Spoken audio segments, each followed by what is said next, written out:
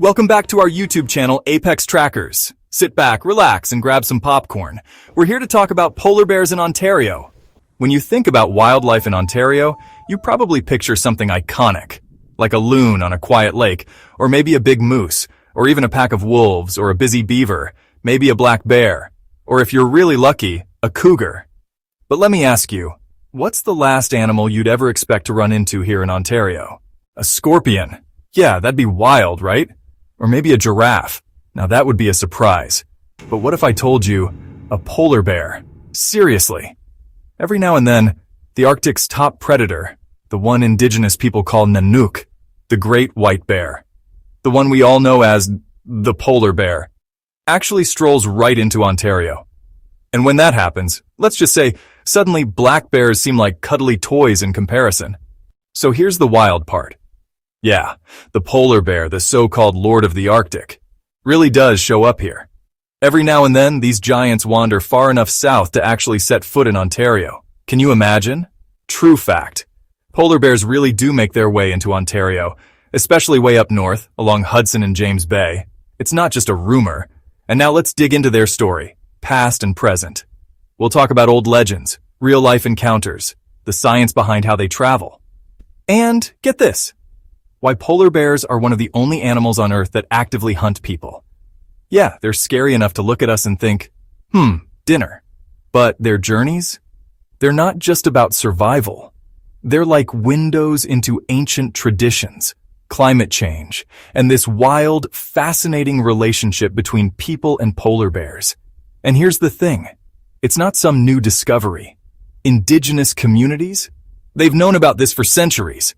There's this old Cree story. Picture it. A hunter deep in the woods stumbles across polar bear tracks way inland. Gives you chills, right? Let me tell you a story passed down through generations.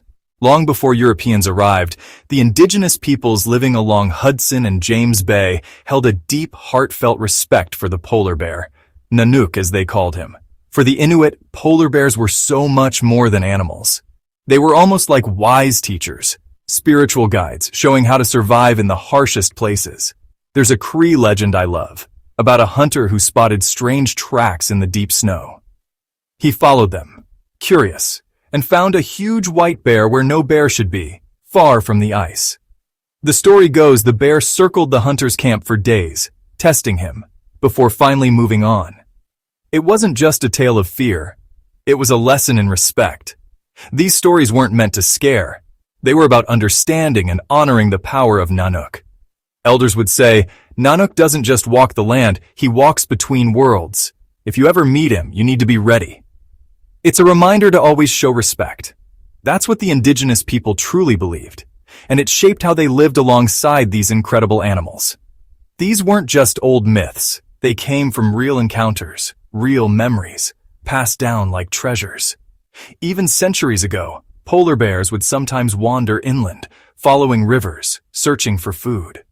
Those moments were unforgettable, and the stories live on to this day. Picture this.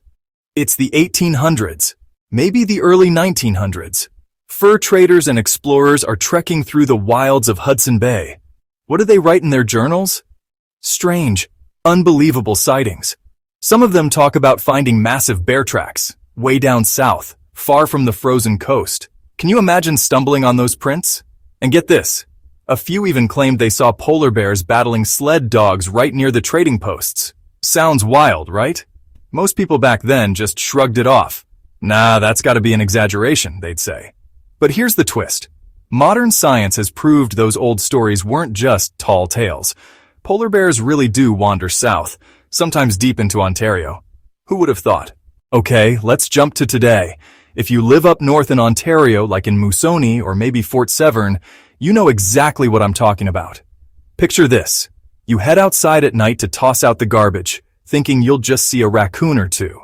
But instead, you're staring straight at 1,000 pounds of pure white muscle. What do?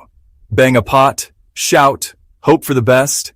Hate to break it to you, but polar bears couldn't care less about your pots and pans.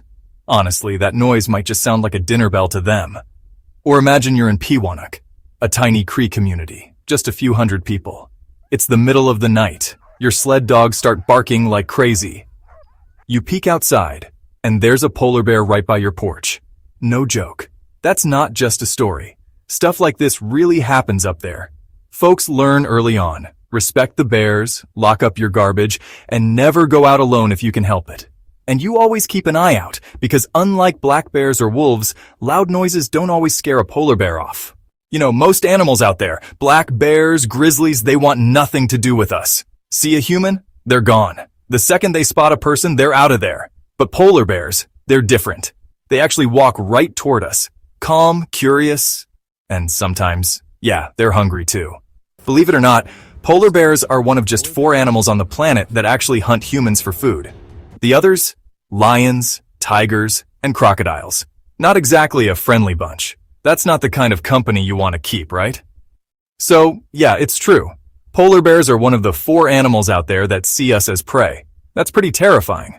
Black bears? They usually just run away from people. Grizzlies? They'll attack if you surprise them or get too close to their cubs. Wolves? They avoid us, unless they're really desperate.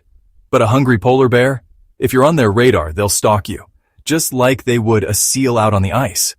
Is it likely to happen? Honestly, probably not. But there are real stories, actual records of polar bears following people for miles. In Churchill, Manitoba, just over the border from Ontario, it's happened. Polar bear attacks are super rare, and that's exactly why when they do happen, it's a huge deal. Picture this. Halloween night, 2013, in Churchill, Manitoba. The streets are blanketed in snow, and something unexpected is about to unfold. Kids in costumes, laughter echoing, parents watching from porches, everyone out trick-or-treating, never suspecting what's lurking nearby. Suddenly, out of the darkness, a polar bear wanders right into town. Can you imagine the shock? The fear? In the chaos, 2 people are injured before the bear is finally driven away. A night meant for fun turned unforgettable. Fast forward to Nunavut, 2018. Another chilling encounter. This time even more tragic. A father, a true hero, gives his life to protect his children from a polar bear near Naujat. The courage, the heartbreak, stories that echo through the north. Now you might be wondering, has this ever happened in Ontario? After digging through reports, I found something recent. December 2024. Fort Severn, Ontario. The northernmost community in the province. Remote, quiet, and suddenly the scene of a real-life nightmare. A woman stands outside her home with her husband. Out of nowhere, a polar bear lunges at her in the driveway. What would you do? Without thinking, her husband leaps onto the bear, risking everything. Can you picture that moment? The terror, the instinct to protect. He's clawed, bitten, torn open, but somehow he survives. Against all odds. A neighbor rushes in, firing a shot, ending the attack before it turns fatal. No one dies that night, but it was close. Closer than anyone would ever want. Here's the truth. Attacks like this in Ontario are incredibly rare, almost unheard of, and deadly ones. There are none on record in recent history, but just knowing it's possible. Enough to make you think twice about taking out the trash at midnight if you live up north. It's a chilling thought, isn't it? That's why Indigenous wisdom and modern bear safety training matter so much. In the north, knowledge can be the difference between life and death. Ever wonder why these Arctic giants are popping up in Ontario? Let's dig into their story, because it all comes down to where they call home. See, polar bears are usually all about the sea ice. That's their world, frozen, wild, and full of surprises. They roam the Arctic from the icy stretches of Russia and Greenland, all the way to Alaska and Nunavut. Their range is massive. And get this, Canada is home to about 2/3 of all the polar bears on Earth. That's a lot of white fur in one country. Out on the ice, they hunt seals and travel for miles, using the frozen landscape like their own endless highway. But here's the twist. Hudson Bay is getting warmer. The ice melts earlier in spring, and it takes longer to freeze up again in the fall. So, the bears get stuck on land for longer stretches, hungry, restless, and looking for something to eat. Some of them wander way inland, sometimes over 200 kilometers, right into Ontario's wild forests. Imagine heading out for a hike up north expecting to spot a moose, and instead you come face to face with Nanook, the polar bear. That's a story you'd never forget. Up north, communities don't mess around when it comes to polar bears. Take Churchill, Manitoba, for example. They actually built a polar bear jail just for bears that wander into town. Imagine that. A special place just for rowdy bears. Ontario? Nope, we don't have anything like that. So if a polar bear shows up in Fort Severn or Moosonee, everyone jumps into action. Garbage gets locked up and kids are told to stay inside until it's safe. Neighbors keep an eye out, sometimes even with rifles, just in case things get a little too wild. But here's what I find really interesting. For Indigenous peoples, polar bears have always been more than just animals to watch out for. They're respected, even admired, seen as teachers and symbols of strength and patience. So let's look at polar bears from a few different angles. If you ask a scientist, they'll probably tell you polar bears are the poster child for climate change, struggling more and more as the ice melts away beneath their paws. But if you talk to someone up in northern Ontario who finds a polar bear poking around their backyard, that's a whole different story. For them, it's not about symbols or science. It's about a real immediate problem, one that could be right outside the door. So next time you think about Ontario's wildlife, don't just picture moose, wolves, or black bears. Remember, up north, even the king of the Arctic can show up in your own backyard. You know, when I think about polar bears in Ontario, I'm reminded of two things. First, the deep respect our ancestors had for these incredible animals. And second, just how much our world is changing and the challenges we all face together. It's wild to think about. But while most animals see us as something to avoid, polar bears are one of the rare few that might actually see us as prey. That's why every encounter, whether it's an old Cree legend or a story from today, sticks with you. You just don't forget it.